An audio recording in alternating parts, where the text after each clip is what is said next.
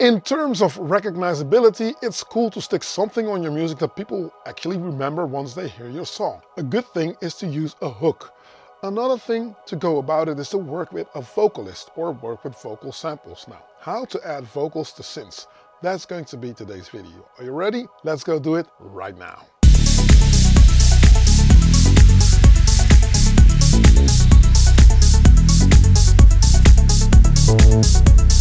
Check it out, I'm in the kitchen, and thank you for checking out yet another video. Now, if this is your first time here, do not hesitate to click subscribe and hit that notification bell. Whenever I upload a new video, you'll be kept in the loop and you'll not miss out on anything. Stick it out till the end of this video. I'll tell you who the new patrons are.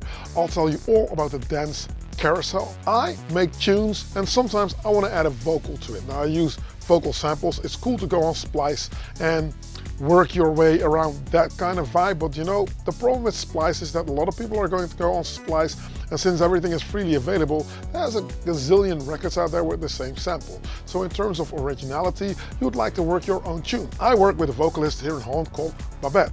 Babet's absolutely amazing vocalist with an amazing voice and amazing personality, and I love working with her. She came by and borrowed one of my synths, the Log XD, and she brought it back, and then I said, like, listen, I need you to do some vocal bits, just quick, fast. It doesn't need to be rocket science. Can you sing something for me? And she said, like, you know what? Play me the tune. So I played her the track and she went like, hey, I really like this. So she really liked the track and she said, like, hook up the microphone, let me just do something. We'll get a demo going and then I'll just work it out and send you the finished vocals after we've both worked on it. So that was cool. And now that process of how I work it, how I work a vocal into my live set, that's what I'm going to show you today. How I use effects, because it's a hybrid situation. So part of it is done on the computer. I will show you how I work that. And another part is on how I incorporate it on my music and how you set up a song like that. Now there's a few tricks to make it work. Without further ado, let's go do that. So Babet walks in the door and she brings back this synthesizer that she's borrowed from me. She had to record her own stuff and play certain things on her EP that's coming out. And I said, can you please record something for me while you're here? She said, okay, I'm in a hurry, so what do you got? So I played the track and it sounds something like this. Just a demo.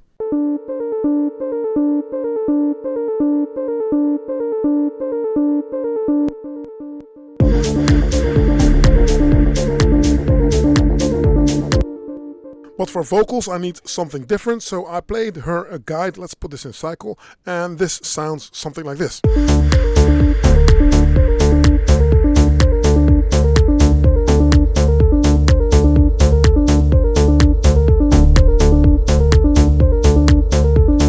So she's really into it. She says that she likes it. So the first take that I recorded, this is the raw take without any effects on it. It's this. Are you afraid of the darkness? We can't lie to you, but in the end of the tide and for we go. Will you and I, when will you die?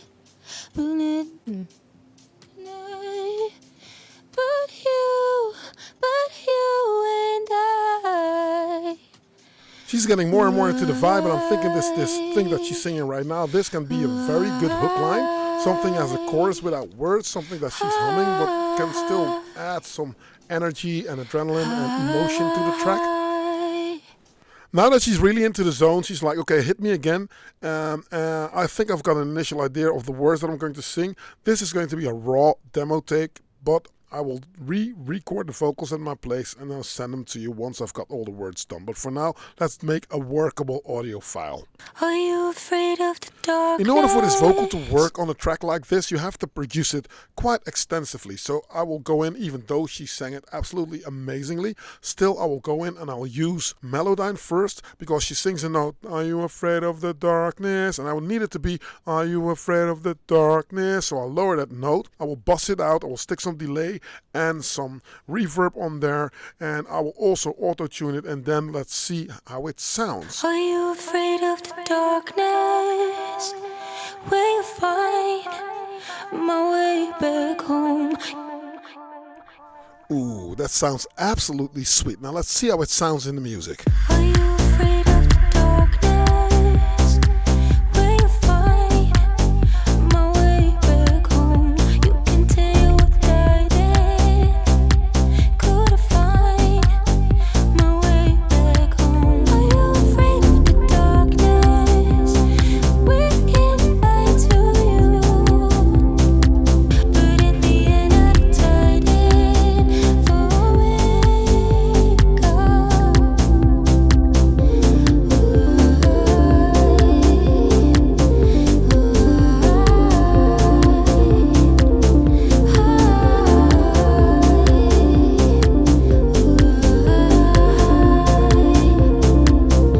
This is what a chorus line sounds like. It's absolutely amazing, very lush. Now you have to look at it this way. I use the computer as a scratch pad of some sort. I will work my small snippets into a workable thing that I can just like bounce out and sample and stick on my live set. I do want to work in the best of both worlds. I'm a hybrid producer. Now, Babette went home and she recorded the vocals. Let's listen to the final product here. Are you afraid of the darkness? Can you find your way back home? The silence could be so heartless. Feeling lost and all alone. Are you afraid of the darkness? The shadows of the storm. But it's a brand new illusion when you wake up.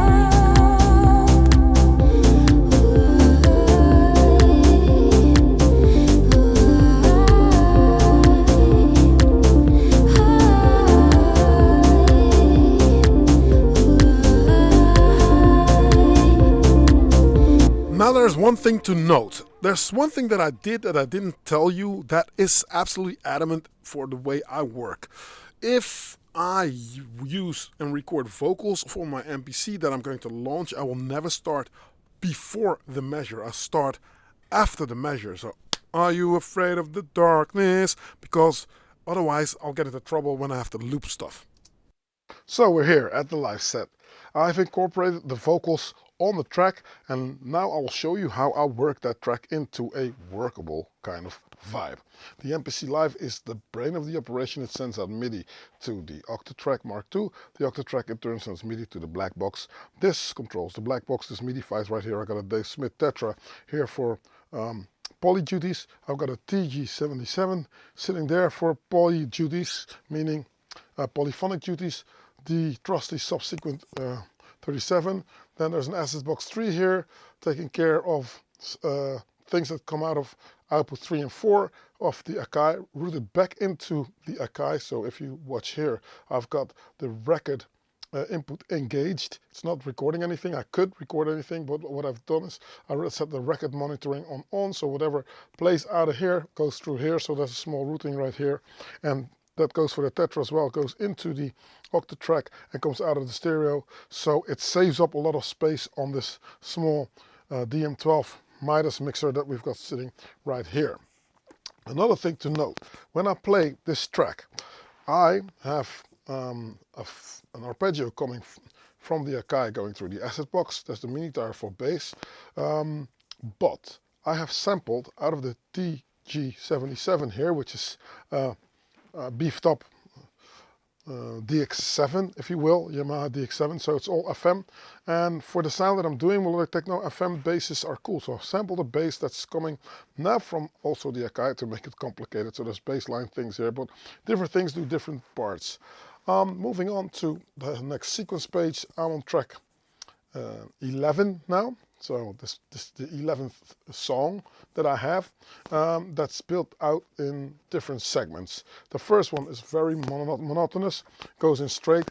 Let's just start and see what we have, shall we?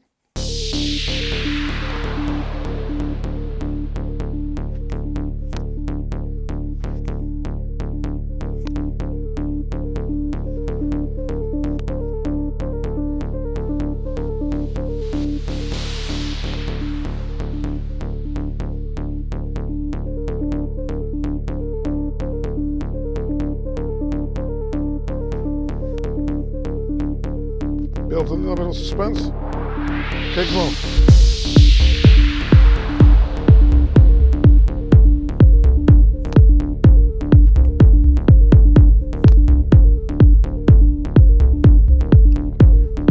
Slowly building it up.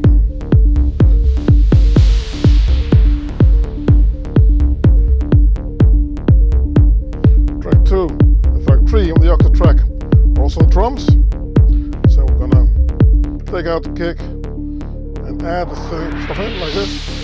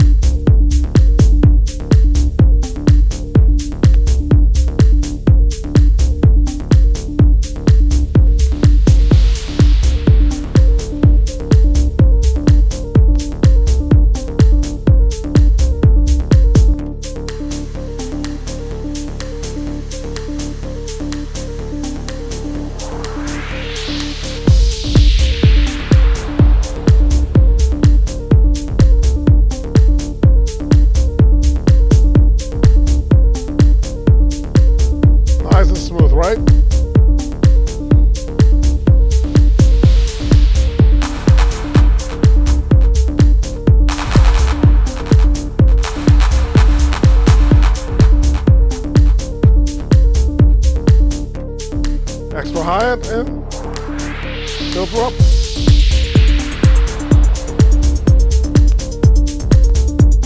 Now I've got all my drums logically introduced.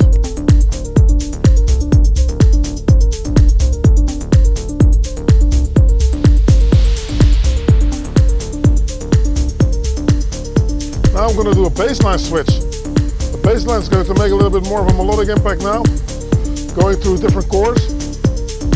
Check it out.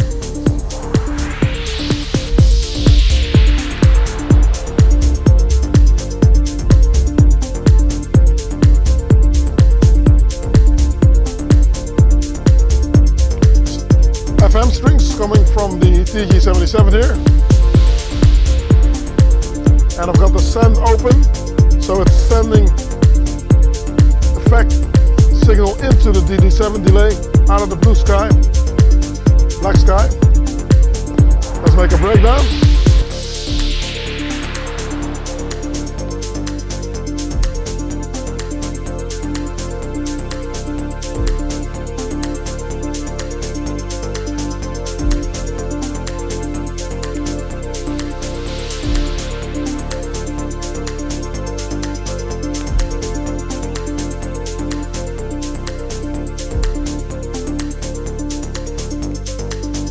Go for a different chord change.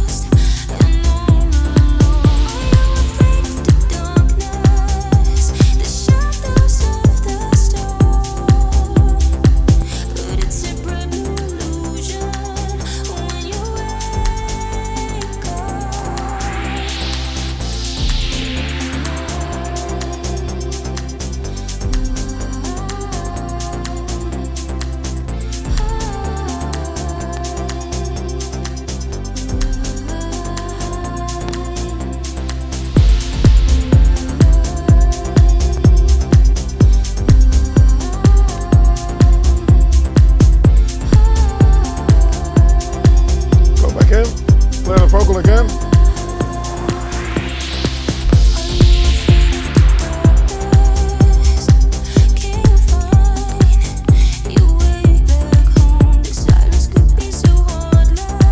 Now there's a trick that I've done with this vocal.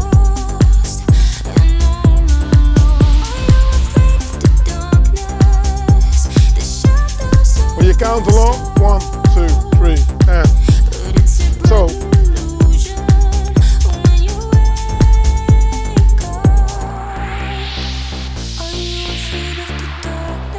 I will always make sure that this bass line never plays, or that the measure or the vocal never plays on the 1. Because there are vocals that start before the measure, but if I do that, it will chop off my vocal all the time. So I've made sure that you hear like 1. It always starts on the next measure. Same goes for the next pattern. You hear that? 1, 2, 3, 4, and nice.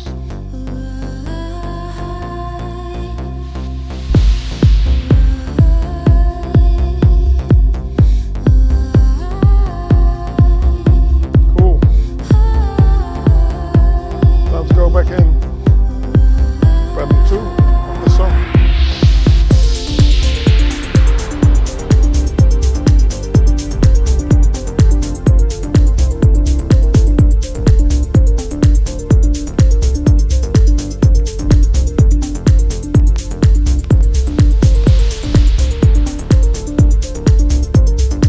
That's as simple as that, you know what I mean?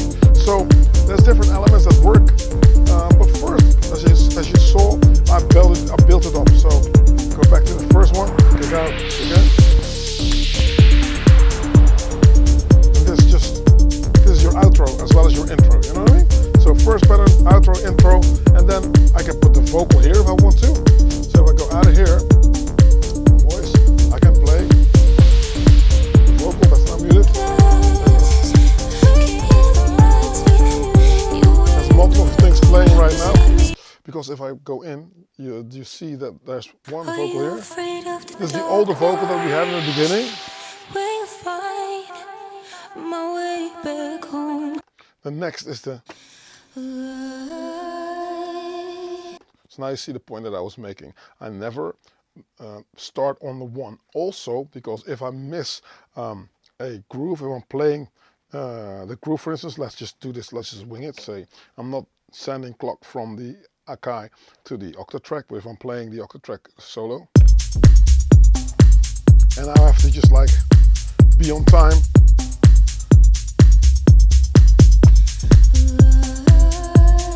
Nice. 2, 3, and so you can do a lot of stuff there if you would like to. Double stop and a cappella. So that's how I work it. It's cool to sometimes record it in so you know that it's going to play, but sometimes you don't want to always be in that predictable mode. And since I'm only using 4 blocks per track, per song that I'm doing, if 2 of those are already occupied with vocals, it means there's not much that I can do with the track. So I build it up in layers. So the drum pattern is just this one segment that plays all the time that I mute. I only use 5 drum sounds at the minute, so it's not even that complicated. 7 is on, 6 is something I need to reprogram, but it's just like very loud. So that's something that came over from another pattern as I copy the banks and the patterns over. But this is basically how I look at things.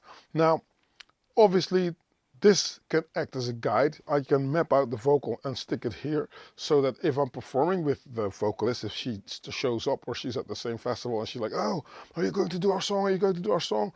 It'll be cool. You'll lower the vocal a little bit and you let her sing over the top, and you're always safe. And people have that recognizable sort of like vibe, like, hey, I know that track. Now, that's how I process and work this kind of vibe. I will build up the track once more and add a vocal in, add that vocal in, and see how we do stuff. So let's get everything going. So for me, simple. 1 needs to be on. Get out of there. Here also 1 needs to be on. Go to the next sequence page, which means 1, 1. Okay, this goes down, and then pretty much just sorted. These are my strings. There's a CS80 brass strings at the moment, so let's lower those.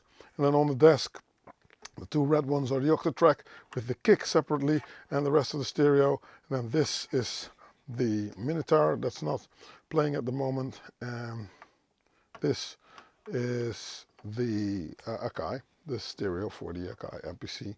This is the return for the effects. Those are here, effect returns. Then there's 1 subsequent, obviously, that comes in here. And then there's the black box as well. The Tetra goes out of there. And yeah, that's basically how I've routed it. So, okay, let's see what we can do. Arpeggio starts here. I start with a filter. Filter goes in because I need to make room for the vocal later on. And you don't want to congest the track so that nothing else fits in there anymore. So I can opt to go with the bass line that's playing from here, the arpeggio and the kick. Let's do that for now. I can take the kick out and start even more mellow, but for now. Are you afraid of the darkness? Mute the vocal because it does not play.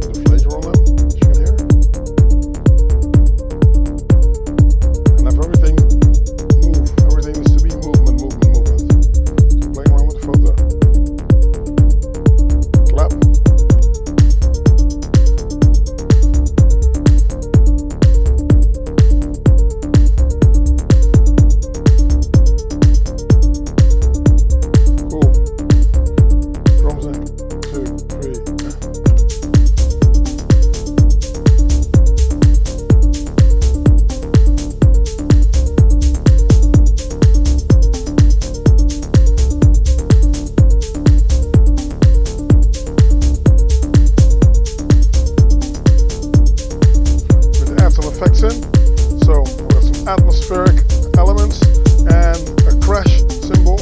I can play around with a clap that is just a one shot.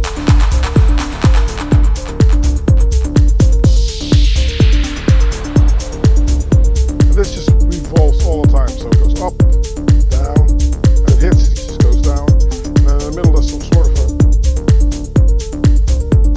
fake thing here. It just does a small effect.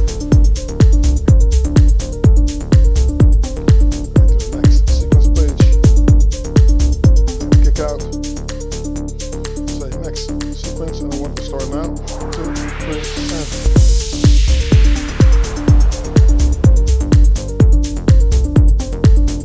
Ooh, sweet.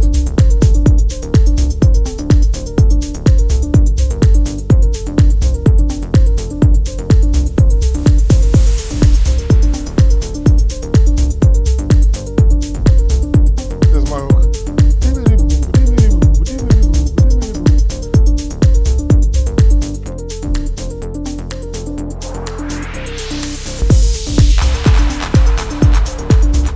That I need more drums. I've got a few loops that are sitting on the bottom row here, and those are very different. There's a percussion loop, and there's a tech loop, and then there's an 80s loop. So this is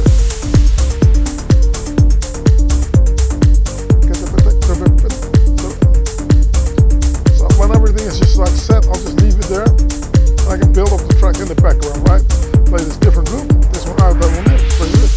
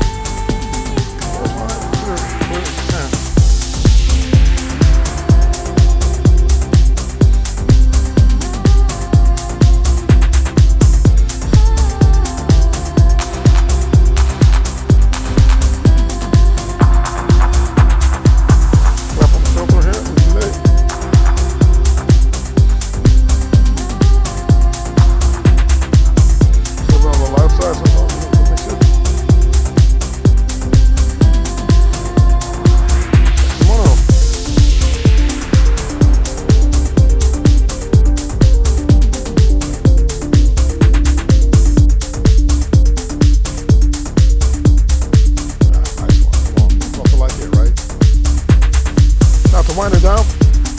Think like, okay, played it enough. Slowly start to stop out first the loops that are extras. So you start working your way backwards. Out, out.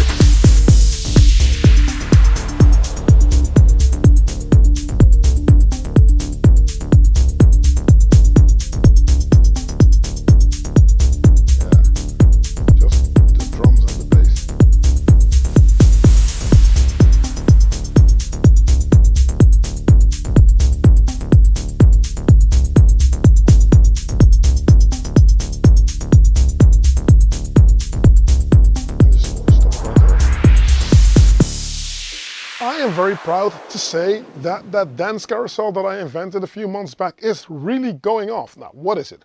It's a simple concept where it stems from the DJ world actually. playing back to back. When you play back to back with a DJ, it means one DJ plays a tune and then you will take over and you play a tune. And you can say we'll do 2 on 2 or 3 on 3, which means that the DJ plays 3 tracks and then you play 3 tracks, and then you'll just together complete the set for the crowd. A lot of people just like it. Sometimes it happens spontaneously when you're talking to a DJ, like, yeah man, I feel like playing still. So, oh well, I'm a bit tired, let's just play. And then you feed off each other's energy. In the Dollars world, it's either taking all those live sets together and working it in that way, and then it's a big electronic orchestra, but it can be a little bit like who's doing what. So I decided to lay down some rules on that back-to-back concept for the Dollars community.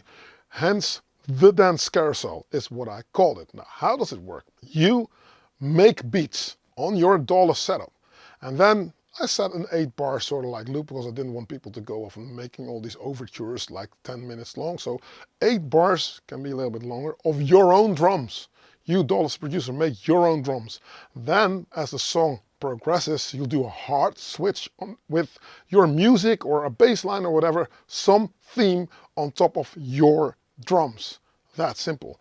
But you'll only pass on your beats to the next producer, and the next producer will get your beats, embed them on their system, play their theme on top of your drums, and then they'll switch to their theme, their drums, and give the drums over to someone else. Now, if this sounds complicated, check this out. We've got 11 producers so far, and it went around the world.